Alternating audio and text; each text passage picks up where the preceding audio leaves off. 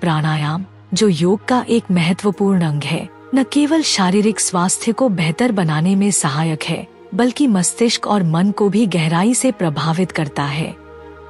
प्राणायाम शब्द प्राण और आयाम से मिलकर बना है, जिसका अर्थ है जीवन ऊर्जा को नियंत्रित करना। यह केवल एक श्वास प्रक्रिया नहीं है, बल्कि एक ऐसी विधि है जो जीवन शक्ति को संतुलित करती है और मानसिक, शारीरिक और आत्मिक स्तर पर सकारात्मक प्रभाव डालती है। आधुनिक विज्ञान और न्यूरोबायोलॉजी ने भी इस बात की पुष्टि की है कि प्राणायाम के अभ्यास से मस्तिष्क की संरचना और कार्यप्रणाली पर गहरा प्रभाव पड़ता है। जब हम प्राणायाम करते हैं तो यह हमारे श्वसन तंत्र के माध्यम से ऑक्सीजन की आपूर्ति को बढ़ाता है और शरीर से कार्बन डाइऑक्साइड और अन्य विषाक्त पदार्थों को बाहर निकालता है। इसका पहला प्रभाव मस्तिष्क पर पड़ता है, क्योंकि मस्तिष्क का सही संचालन ऑक्सीजन पर निर्भर करता है।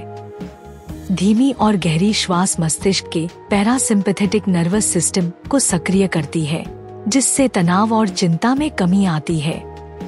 इसके विपरीत उथली और तेज श्वास सिंपैथेटिक नर्वस सिस्टम को उत्तेजित करती है, जिससे लड़ाई या भागने की प्रतिक्रिया उत्पन्न होती है।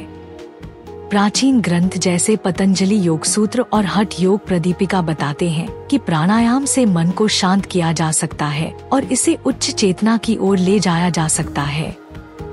प्राणायाम के विभिन्न प्रकार जैसे अनुलोम विलोम, भस्त्रिका, कपालभाति और नाड़ी शोधन शरीर और मस्तिष्क पर अलग अलग प्रभाव डालते हैं।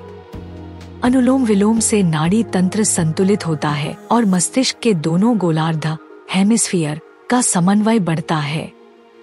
वैज्ञानिक शोध बताते हैं कि इस प्रक्रिया से प्रीफ्रंटल कॉर्टेक्स सक्रिय होता है, जो निर्णय लेने, रचनात्मकता और ध्यान केंद्रित करने की क्षमता को बढ़ाता है। भस्त्रिका, जो तेज और गहरी श्वास का अभ्यास है, हाइपोथैलेमस और पिट्यूटरी ग्लैंड को सक्रिय करता है, जिससे शरीर में एंडोर्फिन, खुशी के हार्मोन का स्तर बढ़ता है।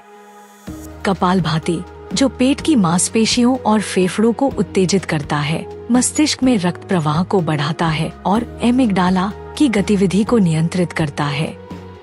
एमिगडाला वह हिस्सा है जो भावनाओं और तनाव को नियंत्रित करता है। प्राचीन ग्रंथों में इसे चित्त की शुद्धि के लिए उपयोगी बताया गया है। नाड़ी शोधन प्राणायाम, जो बारी बारी से नासिका छिद्रों से श्वास लेने की प्रक्रिया है, मस्तिष्क में ऑक्सीजन की मात्रा को संतुलित करता है और थैलेमस की गतिविधि को नियंत्रित करता है। यह थैलेमस वह हिस्सा है जो सभी संवेदी सूचनाओं को नियंत्रित करता है। आधुनिक विज्ञान ने भी यह पाया है कि प्राणायाम के नियमित अभ्यास से मस्तिष्क में ग्रे मैटर का घनत्व बढ़ता है, जो न्यूरोनल कनेक्टिविटी और याददाश्त को बढ़ावा देता है। यह मस्तिष्क में गामा अमीनोब्यूटेरिक एसिड गाबा के स्तर को भी बढ़ाता है, जिससे डिप्रेशन और एंजाइटी जैसे मानसिक विकारों में राहत मिलती है। प्राचीन उपनिषद जैसे मुंडक उपनिषद और प्रश्न उपनिषद भी बताते हैं कि प्राणायाम के माध्यम से प्राण का नियंत्रण आत्मा की उन्नति का मार्ग प्रशस्त करता है। मस्तिष्क के न्यूरोट्रांसमीटर जैसे सेरोटोनिन और डोपामिन भी प्राणायाम के अभ्यास से संतुलित होते हैं। ये रसायन मानसिक स्वास्थ्य और खुशी के लिए महत्वपूर्ण हैं।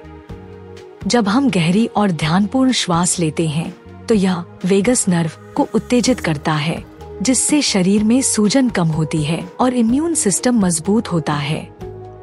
इसके अलावा प्राणायाम के दौरान उत्पन्न होने वाली धीमी बीटा वेव्स मस्तिष्क को ध्यान की गहराई में ले जाती हैं। यौगिक दृष्टिकोण से प्राणायाम मस्तिष्क में सुषुम्ना नाड़ी को सक्रिय करता है, जो कुंडलिनी शक्ति को जागृत करने का मार्ग है।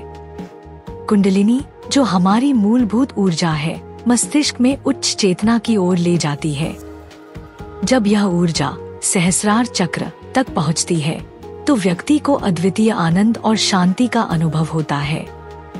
भगवद गीता के 6 अध्याय में भगवान कृष्ण ने कहा है कि प्राणायाम से मन को नियंत्रित किया जा सकता है और आत्मा की प्रकृति को समझा जा सकता है। वर्तमान में प्राणायाम का उपयोग विभिन्न चिकित्सा प्रक्रियाओं में भी किया जा रहा है। मानसिक स्वास्थ्य के क्षेत्र में इसे तनाव, अवसाद और अनिद्रा जैसे विकारों के लिए उपयोगी पाया गया है।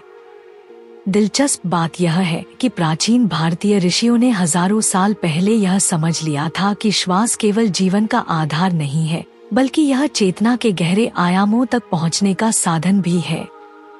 आज न्यूरोबायोलॉजी और फिजियोलॉजी इस बात की पुष्टि कर रही हैं। अंत में प्राणायाम न केवल मस्तिष्क को शुद्ध करता है, बल्कि इसे उच्च चेतना और आत्मजागरण की ओर ले जाता है। यह हमें न केवल शारीरिक और मानसिक स्वास्थ्य प्रदान करता है, बल्कि हमारे आध्यात्मिक विकास का भी मार्ग प्रशस्त करता है। यदि प्राचीन ग्रंथों और आधुनिक विज्ञान को एक साथ समझा जाए, तो यह स्पष्ट है कि प्राणायाम मानव चेतना को पुनः जागृत करने का एक शक्तिशाली साधन है। नियमित अभ्यास से हम न केवल अपनी शारीरिक और मानसिक क्षमताओं को बढ़ा सकते हैं, बल्कि अपने जीवन के उच्च उद्देश्य को भी समझ सकते हैं। मुझे अल्फाटब क्यों पसंद है? अल्फाटब छोटे बच्चों को कम उम्र में ही सनातन मूल्यों, ज्ञान और शब्दावली से परिचित कराने के दिलचस्प तरीके प्रदान करता है। अल्फाटब बच्चों की शिक्षा के लिए एक अनूठी अवधारणा के साथ एक शब्दावली किट भी है।